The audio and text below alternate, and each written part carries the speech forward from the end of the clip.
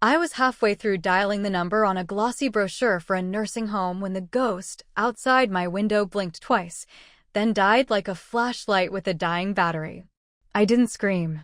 I didn't even move. I just stared at the black square of night beyond my lace curtains and felt the strangest sensation, like the house itself was holding its breath with me. For a week I'd been hearing the basement moan like a ship's hull in winter, and every other midnight a pale glow wobbled in the apple tree.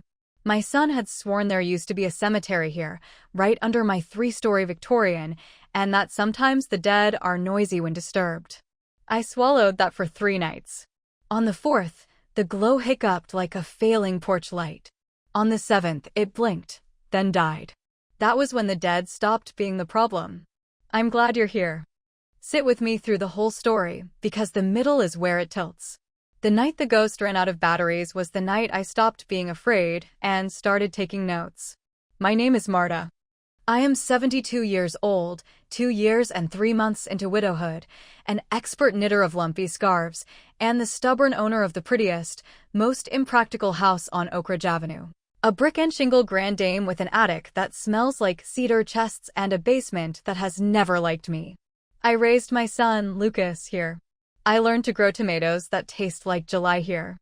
I nurse my husband in the blue guest room under the eaves, with the wind humming lullabies through old glass. If there were bones below this place, they were ours. It began with a sound. Not the friendly clatter of the heater coming on or the resigned sigh of pipes. A sound like breath that didn't belong to lungs. At 2:13 a.m. exactly, that number would matter later. I woke to a gentle, continuous exhale from somewhere beneath the floor. Do you know how a room can feel crowded even when it's empty? That? My late Harold used to snore with the little whistling note of a tea kettle just before it boils. This was nothing like that. This was damp and careful, like someone trying to blow out a candle without being heard. I told myself it was the boiler complaining. Morning told me otherwise. When the sound returned, it wasn't a breath. It was 3 notes, a drop, a lower drop, and a high, faraway whisper that made the hairs on my neck rise. I went to the kitchen, put the kettle on because I still trust boiling water more than courage, and stared through the back window to the garden. That's when I saw a sickly blue halo twitching in the apple tree, there and not there, like a will-o'-the-wisp with stage fright. The next afternoon, Lucas stopped by with groceries I hadn't asked for: almond milk, organic crackers, and a sympathy bouquet he disguised as I thought it would brighten the kitchen. He lingered by the back door, peeking through the glass as if the tree might perform again in broad daylight. You know, he said, almost conversational, when they developed these lots in the 50s, there was talk about a little cemetery. Paupers' graves or a cholera pit, nobody's quite sure. I shouldn't have said anything, Mom. It's silly. It wasn't silly. It was ammunition. And for 3 more nights, the basement breathed like an unseen swimmer surfacing under the floorboards. The apple tree blinked its false moon. The neighborhood dogs refused to come near my back gate. Even the cat 2 doors down arched at my garden wall and hissed at nothing. Every story about midnight knocks and tapping pipes came knocking at mine. By night 5, I was tired enough to believe anything. By night 6, I had a notebook. Here is what I wrote. Sound timing, 2:13 a.m. 2:13 a.m. 2:13 a.m.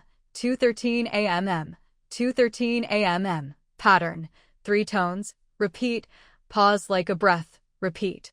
Visual, faint blue pulsing glow in apple tree, irregular at first, steadier after 2:13 a.m. Dogs unsettled, Mrs. Walcott's tabby behaving strangely. Lucas mentions cemetery. Why? I dusted the basement steps with flour. It's an old trick my father taught me when raccoons used to find their way into the fruit cellar, the flour tattles. I strung plain white thread at ankle height across the hallway to the boiler room, another tattletale. I took a Polaroid of my basement door for no reason I could explain except habit. Old women have habits that used to be called wisdom before the world changed the labels. That night I lay there in my long flannel robe, harmless as a lost library book, listening to the house count minutes toward 2:13. And when the breath started, when those 3 tones fell like beads on a string, I did not freeze like a rabbit. I put on the thick slippers Harold hated and took the flashlight from the bedside table. The basement smelled like damp concrete and my own cowardice. The light made a cone on the floor. No footprints. The thread at the boiler room door was intact. The breath went on, drop, lower, whisper. I moved toward it. I found it tucked behind the boiler like a child playing hide-and-seek in the one obvious spot. A palm-sized black plastic box with a loop of tape and a cheap tinny speaker. The label on the side said Tiny Beat. There was duct tape over a red slider, and on the opposite end a little SD card that would have made my grandson laugh, because somewhere on it lived a file with a name like SP0_OKY. MP3. Of course, I whispered to the boiler, which took it like a compliment. There was even a timer. A kitchen timer. It ticked its unapologetic way toward the next appointed breath. I could have turned it off then. I could have yelled. I didn't. I stood in that fussy little room with the boiler and the mop bucket and the fading chalk mark where I used to measure Lucas's height, and I listened to the recorded ghost give itself away. Then I did what grandmothers do when somebody tries to frighten them out of their own homes. I put the thing in my bathrobe pocket and went outside. The night air tasted like pennies. The apple tree lifted dark hands, and there, snagged at shoulder height, was the glow, a thumb-sized camping flashlight wrapped in plastic against the dew, taped to a low branch with black electrical tape. It pulsed faintly, slew then fast, like a heart trying to decide whether to be dramatic. When my light hit it, it flinched. I could see the tiny brand, Easy Flare. Batteries clung inside, stubbornly playing weak. I took that too, and in the dark, the garden felt like itself again. A cricket started. I hadn't realized the crickets had been silent until one dared. I did not sleep. I made tea. I sat at my kitchen table with a little theater of fear in front of me like a pair of stage props, and I remembered every line from the past week. Lucas, with his gentle voice and his awkward groceries. My daughter-in-law, Tamsin, texting a link to a luxury senior community with an emoji I could not decipher because apparently grandmothers are supposed to understand hieroglyphics now. The social worker brochure left, accidentally, under my mail after Lucas helped me organize the bills. The way Tamsin had always chosen her words with surgical precision. We only want what's safe, Marta. A big house is so much for one person. You deserve less. Pressure. You deserve less. That had pricked me. Not helped less. I didn't know whether to cry or laugh. The dead weren't breathing under my floors. Some very living person had taped fear to my property like tinsel. And in that moment, I knew exactly who. It wasn't just the fake haunting. It was the story about the cemetery, fed to me like a bedtime tale. It was the way Tamsin had flinched when I'd once told her about the way my grandmother would hang lavender to keep away bad luck, and how she'd asked me to remove the row of old bottles in the south window because mirrors can trap spirits. She treated superstition like electricity, something to turn on in other people and off in herself.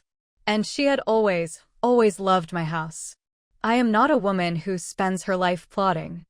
Mostly I am a woman who keeps soup on hand for surprise visitors and buys stamps before she's down to one. But widowhood teaches you strange new talents. Before dawn, I had a plan. Before breakfast, I had allies. First, I photographed everything. The tiny beat player, the SD card, the timer, the easy flare, the tape. I took a video of the player wheezing its 3 little notes. I took one of the flashlights stuttering like a bad actor. Then I called 2 people, Father Adrian from St. Bartholomew's and Mrs. Walcott, who has a gossip grapevine that thumps like a bass drum beneath this town if you know how to tap it. Father Adrian is a kind man with the patience of a gardener. He is also, as it happens, a delightfully theatrical retired literature teacher who once ran a college drama club. He baptizes babies with a gentle hand and reads scripture like it's brand new every time. He also knows how to raise an eyebrow in a way that would make Shakespeare sit up straighter. And he understands, deeply, that sometimes people only learn compassion when they feel their own tools turned softly back on them. Father, I said, when he picked up at a saintly hour, may I borrow your cape? I don't own a cape, Marta. You're stole then. And your most serious voice. I see. I need to teach someone about fear, I said, without becoming cruel. I need them to live in their own superstition for a few nights and come out better. There was a pause, and then in that gentle professor voice he uses when he smells both mischief and justice, he said, "Tell me everything." By noon I had a meeting at City Hall to ask questions about cemeteries. There was a minor graveyard 2 blocks over in the 1890s, long since relocated. Oak Ridge Avenue had never been a place for interments, only for lilacs and porch swings and, apparently, battery-operated ghosts. By mid-afternoon, I had another call to make, to Lucas. My hands shook a little, but not with fear. "Would you and Tamsin come by this evening?" I asked, bright as orange marmalade. "I need help with a ceiling bulb." He sounded relieved to have a practical reason to visit his mother instead of the 2 heavy topics his wife preferred to raise on speakerphone. "Of course, Mom. We'll be there after dinner." "Wonderful," I said. "Bring a bag. You may want to stay overnight." There are 1,000 ways to scold a grown child. I have tried almost all of them since he was 2 and learned how to lie about cookies. The method that works best on a man who loves you but wants your house is to be gracious, calm, and, most dangerously of all, prepared with kindnesses he doesn't deserve. So I made stew. I ironed the pillowcases. I aired out the blue guest room. I laid the tiny beet and easy flare on the kitchen table and covered them with a tea towel that said, "Bless this mess." At 7, the doorbell rang.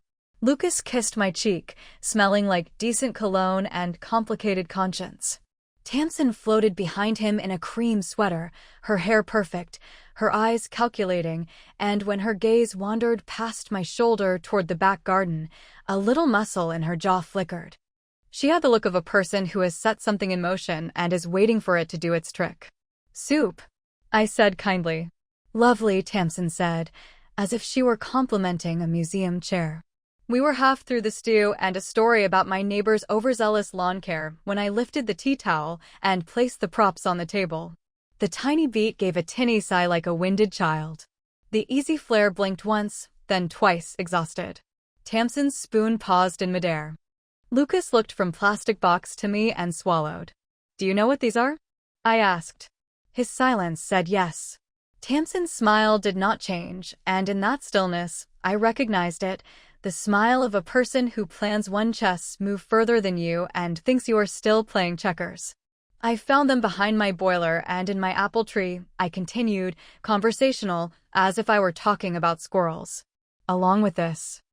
I placed the kitchen timer beside them like a party guest who didn't know anyone. Everything begins at 2:13 a.m., which is interesting because 13 is such a popular number with storytellers, don't you think? Lucas's voice was a whisper. "Mom." "Tamsin," I said softly, and waited.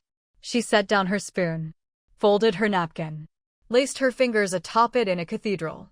"If you insist on living in a museum on a hill with stairs that would challenge a mountaineer and plumbing older than modern literature," she said pleasantly, "and if you insist on living alone when there are professionals whose job is to make your comfort their priority, then yes." I thought a little. Nudge might be helpful. A nudge. That was one word for a campaign to frighten a widow into signing away her strongest room. Lucas closed his eyes. "It was my idea," he said suddenly, gallant and late. Tamsin did not flinch. She let him lay his own body on her words like a gentleman's coat across a puddle and almost managed to look grateful while he did it. "You told me there was a cemetery here," I said. He stared at the tiny beet. "I read it in a Facebook group. It sounded right." He managed a laugh that died halfway. "And the sounds. I saw a video for a haunted house app. It's stupid. I'm sorry." A person can be both sorry and guilty. I put my hand over his. "I believe you are." Then I turned to Tamsin. "Do you know what the sad part is, dear?" "Please," she said lightly. "I love sad parts." "That you didn't have to do this," I said, my voice so steady I surprised myself. "If you had said, 'Marta, the house frightens me. The stairs worry me. I'd like to help you move to a place where someone else changes the furnace filter, and in exchange we will maintain this one and keep it in the family,' I would have listened. I let a beat pass. Instead, you try to turn my home into something that breathes without lungs." We ate the rest of the stew in silence. I gave them the blue guest room. I didn't know exactly how the night would end, only that the first step had been taken. The ghosts had faces now. At 9:45 p.m., I slipped out with my coat, my little bag, and a note on the hall table. Back soon. Don't wait up. I drove 5 minutes to the rectory, where Father Adrian waited in his black coat, a small bottle, and, because I had indeed asked for it, a stole. He placed it around his neck with the half-smile of a man who knows he looks like a painting of himself. Is this entirely ethical? He asked, for the third time. It is entirely educational, I said, and he nodded, a teacher conceding a point to a student who had done her homework. We drove to my son's house. On Maple Drive, the porch light masks itself as friendliness, but functions as a spotlight. Tamsin believes light makes people honest. I believe darkness does, sometimes. Tonight, however, we brought both. Tamsin opened the door with her phone in her hand and surprise carefully pinned to her face. Lucas was behind her, half-buttoned into a sweater he reserves for apologies. "Mom," he said. "What?" "Good evening," Father Adrian said, in the voice he uses at funerals, the one that quiets people without instructing them. He lifted the small bottle just enough for the light to find it.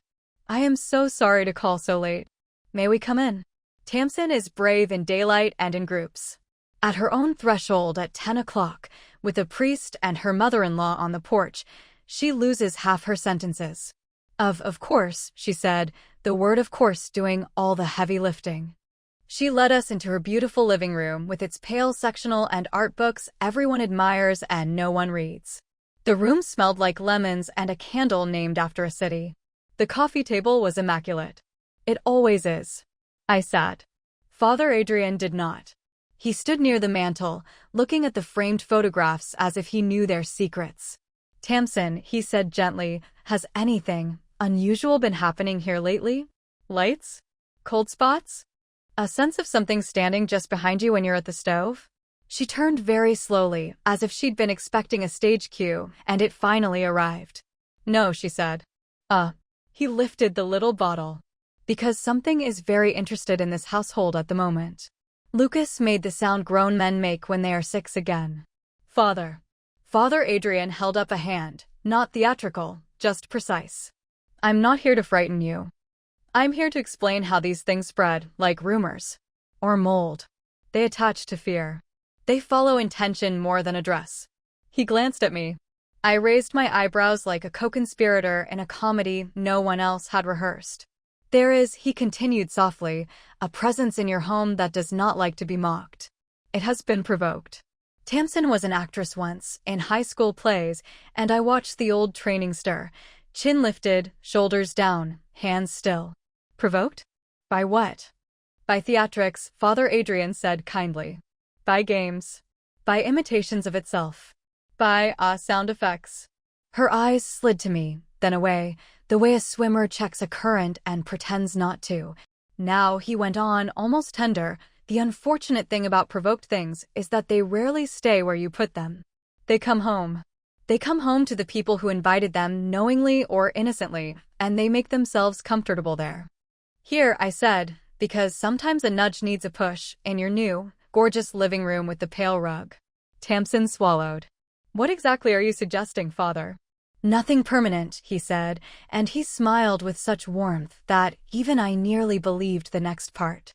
"Only that for a few nights, no more than a week, you do not sleep here. Let the house air out. Let whatever you have, unintentionally courted, grow bored in empty rooms and wander off." Her composure cracked. A line of fear showed behind her eyes like wallpaper peeling under steam. "Leave our house. You would be amazed," he said, "what 2 or 3 nights in a motel does to restless energies." "Motel," she repeated, a woman who had never met one intimately. Lucas looked torn exactly down the middle. "Is that necessary?" "It is gentle," Father Adrian said. "It is safe.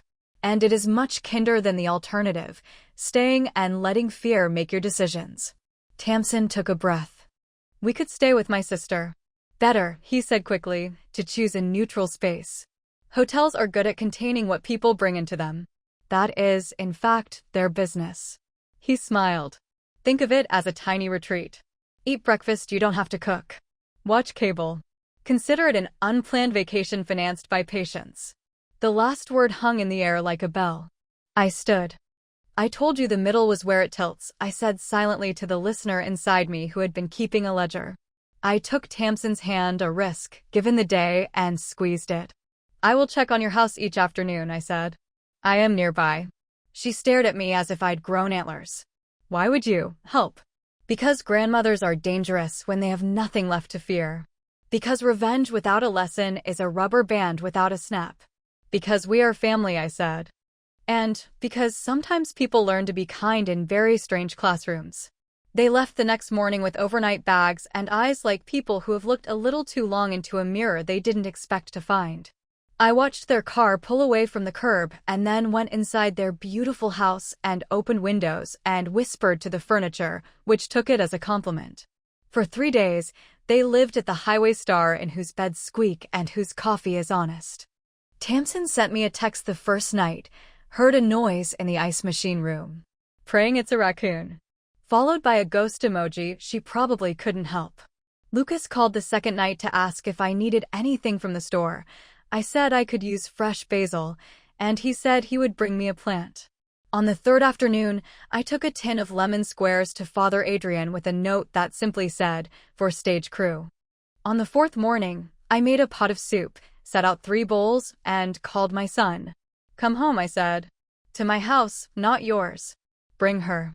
They arrived at noon with Motel coffee in their veins and humility, wearing yesterday's shirt. I let them eat before I said anything that required intact attention. When they were settled, I laid a folder on the table.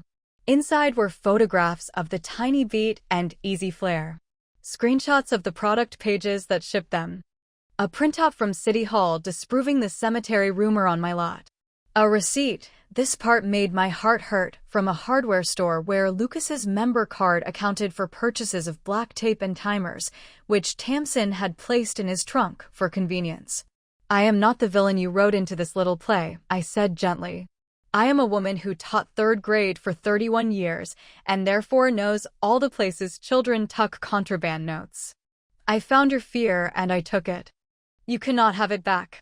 Lucas's voice broke like a dry stick. Mom, I am so sorry. Tamsin did not cry. I did not expect her to. She has always treated tears like an unreliable currency.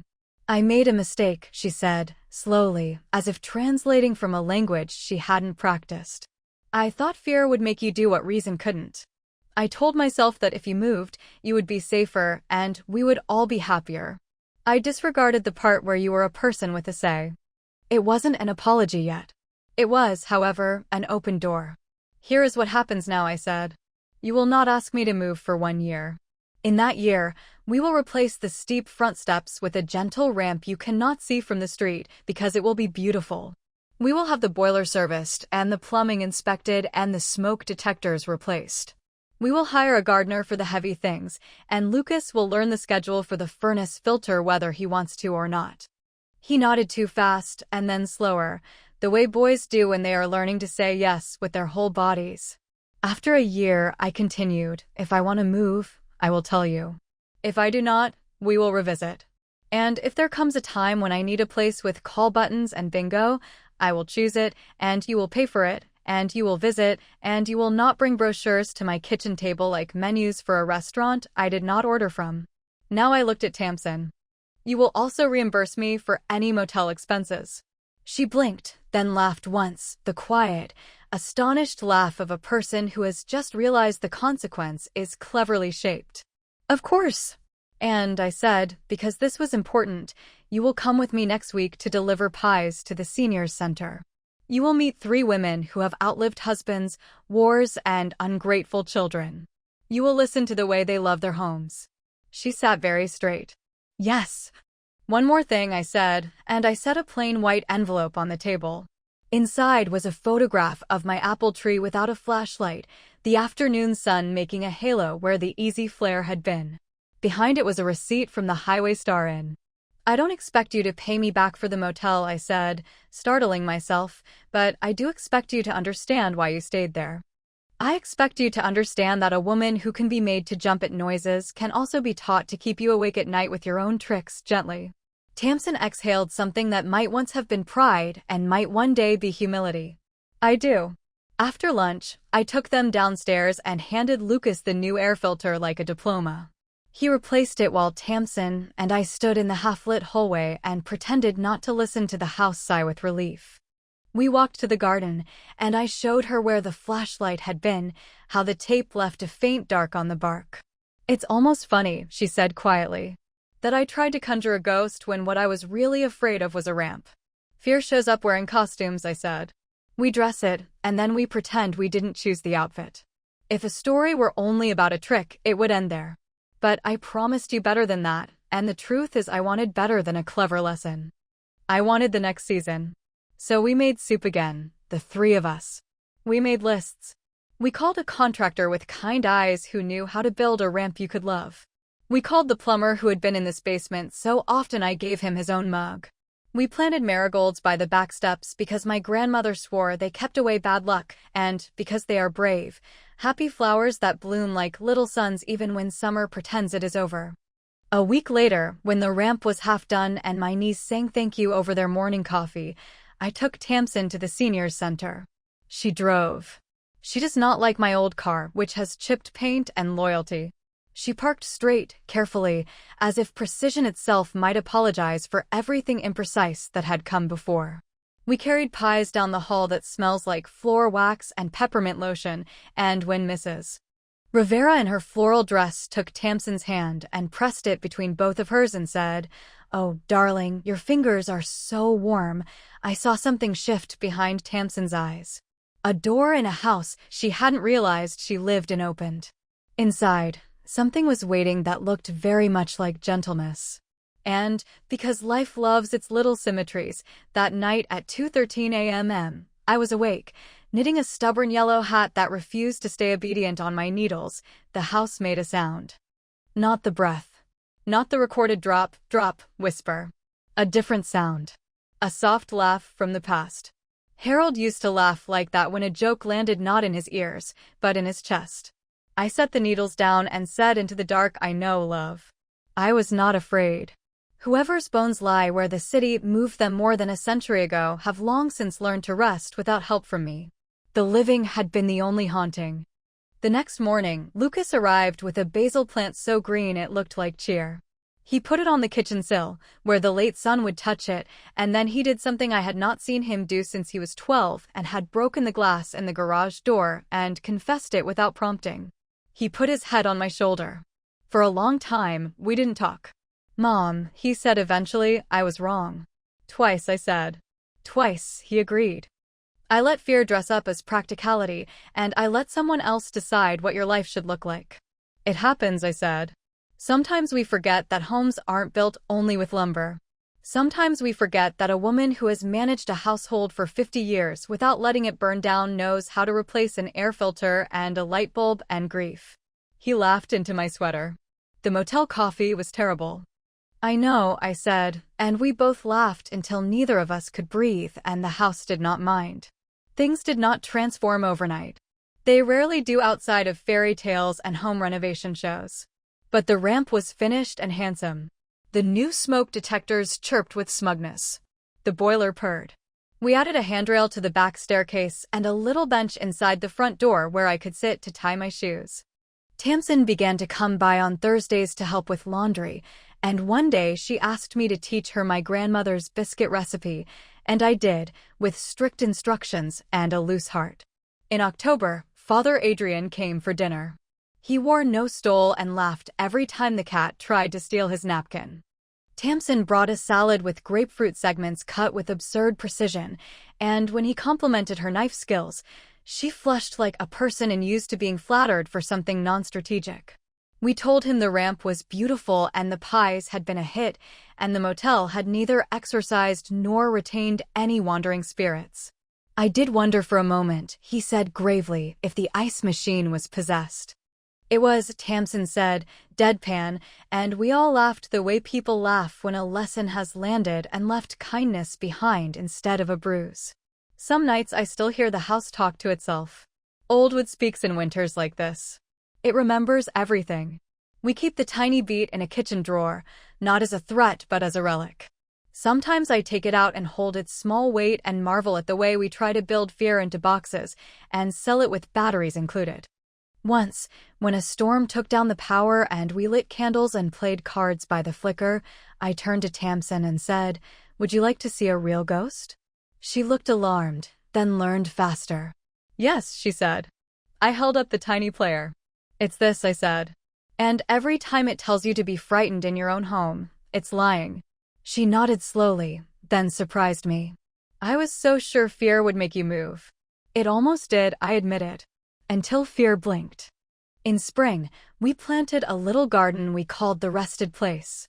Not a cemetery, just a corner near the apple tree where we put marigolds and lavender and a small wind chime that sings when the good wind comes around the corner. We buried the dead batteries there. We didn't mark them, but we remembered where. Lucas built a trellis for the beans with his own hands and a peculiar smile that said he was a Boy Scout again for a moment, tying knots in a world that still needed them. Tamsin learned to deadhead flowers with patience and to let bees do as they pleased. It took time, but that is the only thing any of this ever takes. One afternoon, the mailman, who has watched this house longer than my husband did, stopped at the gate and leaned on it with a grin. "House looks happy," he said. "House is happy," I said. "And, because I am 72 and therefore free to try on honesty like a hat," I added, "so am I. There is one thing left to tell you, because the middle is where it tilts, but the end is where it breathes. Carson from City Hall found me at the farmer's market in June, near the booth where the peaches make you forgive every winter. He had a rolled-up paper banded with red. 'Thought you might like this, Mrs. Dvorak,' he said, using the name I still answer to when I'm feeling married. It was a map from 1910 Oak Ridge Avenue drawn as a promise rather than a street. There, in soft pencil, was a rectangle marked Potter's Field, 2 blocks south of my house. Someone had crossed it out with a note, moved 1922. I stuck the map to my refrigerator with the magnet shaped like a rooster and stood there a long time looking at that crossed-out square. The past is always finding ways to tell us it's been redecorated, that the bodies have moved on, that the restlessness we feel is not a haunting, but the sound our own hearts make when something important is threatened. In August, a storm tossed the apple tree. Branches fell like old arguments. Lucas and I dragged them to the curb while Tamsin swept the porch and called out progress like a chorus. At some point I looked up and saw a flicker, not blue, not false, just sun moving between leaves and cloud, blinking the way light does when it is busy. For one breathless second, a younger me trembled. Then I smiled. If you stood outside my kitchen window at 2:13 a.m. tonight, you would see a house that knows the names of its people again. You would hear the clock in the hallway and the soft breath of a woman who sleeps because she is not being pushed. And in the drawer by the stove, batteries that did not get the ending they wanted lie quiet under the tea towels. Not every story lets you love the people who scared you. Mine did. It let me love them because I insisted on it, because I called in a man with a steady voice and a bit of theater to hold up a mirror, because I was willing to be a little scary myself without becoming cruel. Lucas brings basil and apologies and jokes. Tamsin brings salads and careful questions and the kind of sincerity that doesn't bite anymore. Sometimes she and I sit on the back steps and talk about nothing, and then about everything, and then about ramps, which is what you talk about when you learn how to keep a person safe without drowning them in your good intentions. And once in a while, not often, because life is busy being ordinary, Tamsin will glance at the apple tree and grin with a shadow of her old mischief. "Do you think," she'll ask, "that motel still has our room rate?" "No," I say. "It's much higher now. They raised it when they realized fear will pay anything." We laugh, and the house, my house, laughs with us in the only language houses know, the quiet, contented creak of wood that is not afraid to settle. If you've stayed to the end, here's the part you might tell someone else. I nearly believed I had a ghost. What I had was a lesson. A person can be scarier than a battery-powered haunting. A person can also be the hand that turns off the noise. I learned to tell the difference. And I got my house back without losing my family, which, considering the odds, is as fine a magic trick as any priest could pull. When the wind moves through our little rested place, the chime sings 3 notes. Drop, lower, whisper, but they don't frighten me. They remind me that fear is just a file on a card you can erase, and love is the only thing that refuses to run out of batteries. So, another story of my grandmother has end, and be clicking here, you will have when more such stories.